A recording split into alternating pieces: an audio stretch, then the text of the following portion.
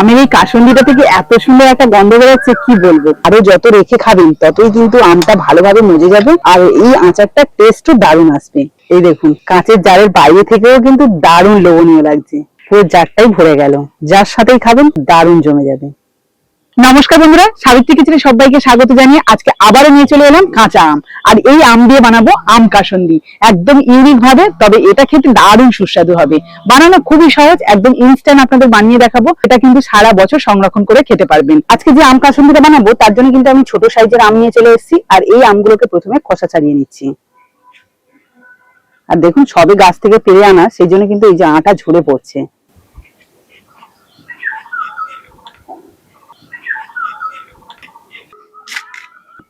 একদম কচি আম আছে।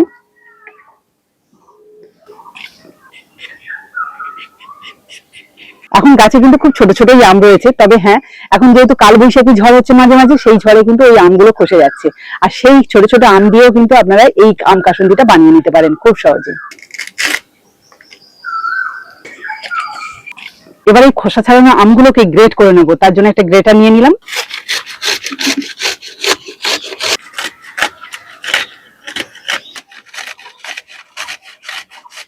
এই দেখুন সবগুলো আম গ্রেট করে নিলাম। আর এখানে আমি 4টে আম নিয়েছিলাম, তাতেই কিন্তু বেশ অনেকটাই হয়েছে। আমগুলো তো বেশ সুন্দর করে গ্রেট করে নিলাম, দেখতেও বেশ ভালো লাগছে। তবে এগুলোকে এবার সাইডে রেখে এই আম কাসুন্দির জন্য সর্ষেটাকে রেডি করে নেবো। মিডিয়াম চামচে 1 চামচ নিয়ে নিলাম কালো সর্ষে, সেটা মিক্সির মধ্যে দিয়ে দিচ্ছি। আর নিয়ে নিচ্ছি 1 চামচ সাদা সর্ষে। 2 রকম সর্ষে একদম মিহি করে কিন্তু গুঁড়ো করে নিয়েছি। এই দেখুন। এবার কিন্তু এই আম কাসুন্দির মধ্যে কাঁচা লঙ্কাও দেবো, তার জন্য অল্প একটু কাঁচা লঙ্কা নিয়ে নিয়েছি। আর এগুলোকে কিন্তু ভালো করে ধুয়ে গাটাও শুকনো করে নিলাম। এবার এগুলোকে হালকা করে মিক্সিতে ঘুরিয়ে নেব। কাঁচা লঙ্কাটা দেখুন আমি কিভাবে এটাকে মিক্সিতে ঘুরিয়ে নিয়েছি। এই দেখুন, মানে এটা চপারেও চপ করে নিতে পারেন, তাহলে এরকমই হবে। তো চলুন, আম কাসুন্দির জন্য আমগুলো যে আগে থেকে গ্রেট করে রেখেছিলাম, সেই আমগুলোকে এবার আমি কিন্তু ভালো করে নিংড়ে নেবো। এই দেখুন আমটা কিন্তু একটু জল জল ভাব রয়েছে, তো এটাকে আমি এই যে হাতে মুঠো করে এইভাবে নিংড়ে নিচ্ছি। আপনারা চাইলে কিন্তু সুতির কাপড়েও নিংড়ে নিতে পারেন, তবে খুব বেশি যে নিংড়ে জলটা ফেলে দিতে হবে এমনটা নয়। এরকম হাত দিয়ে চেপে এইটুকু যেটুকু জল বেরিয়েছে সেটুকু বের করলেই হবে। তো এটাকে আমি একটা বাটিতে রাখছি। এটা জাস্ট আমের কষটাও বেরিয়ে যাচ্ছে, তার সাথে কিন্তু টক যে খুব পরিমাণে থাকে আমের, সেটাও কিন্তু কিছুটা হলেও বেরিয়ে যাচ্ছে।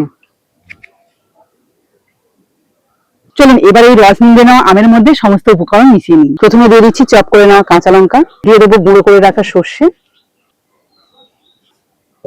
সর্ষে পরিমাণটা একটু বেশিই দিচ্ছি যেহেতু এটা আম কাসুন্দি। দিয়ে দিচ্ছি আন্দাজ মতো নুন, 1.5 চামচ চিনি। এবার সমস্ত কিছু একসাথে ভালো করে মিশিয়ে নেব।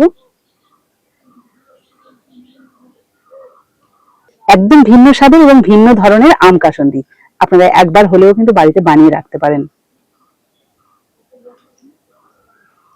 এবার এর মধ্যে দিয়ে দেবো একটু গরম সর্ষের তেল, তাহলে কিন্তু এই আম কাসুন্দিটা যেমন সারা বছর থাকবে তেমনই কিন্তু খেতে দারুণ লাগবে, মুড়ি পরোটা ভাত যে যার সাথে খান না কেন।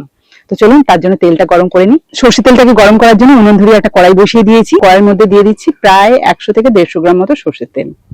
তেলটাকে জাস্ট ধোঁয়া ওঠা পর্যন্ত গরম করব। ধোঁয়াটা পর্যন্ত গরম হয়ে গেছে, আর এদিকে উনুনটাও নিভিয়ে দিয়েছি। কড়াইটা নামিয়ে সরাসরি কিন্তু এই তেলটা আমি এই আমের মধ্যেই দিয়ে দেবো। এটা এখন ভালো করে মিশিয়ে নিই।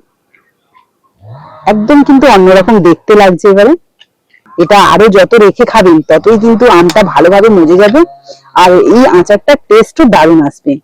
আমের এই কাসুন্দিটা থেকে এত সুন্দর একটা গন্ধ বেরোচ্ছে কি বলবো। তো চলুন এবার এটাকে তো আমাকে সংরক্ষণ করে রাখতে হবে, তার জন্য দেখুন এখানে একটা কাঁচের জার নিয়ে নিয়েছি। যে কোনো আচার যদি সারা বছর সংরক্ষণ করে রাখতে চান এরকম কাঁচের জার নেবেন। তো আমি এই জারটা ভালোভাবে পরিষ্কার করে রোদ্দুরে শুকিয়ে নিয়েছি। আপনাদের যদি রোদ্দুরে শুকাতে অসুবিধা হয় তাহলে কিন্তু গ্যাসের ওভেনে একটুখানি এইভাবে উল্টে কিন্তু গরম করে নেবেন। তো চলুন এবার এর মধ্যে ভরে নিই।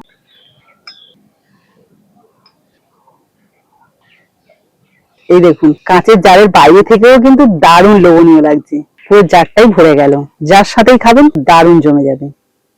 তো বন্ধুরা, এরকম লোভনীয় স্বাদে আম কাসুন্দি এই সময়টা যে কচি কচি আম রয়েছে সেই দিয়েই কিন্তু আপনারা এইভাবে আম কাসুন্দিটা বানিয়ে নিতে পারেন।